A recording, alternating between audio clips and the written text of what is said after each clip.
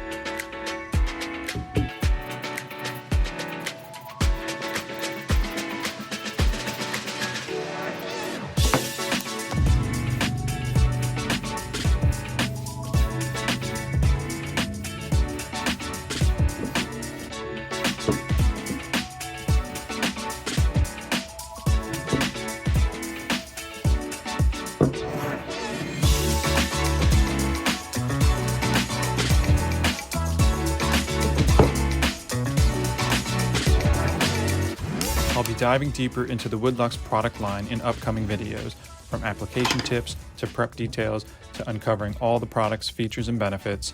If you're interested, hit the like button and subscribe to stay updated on all the latest content.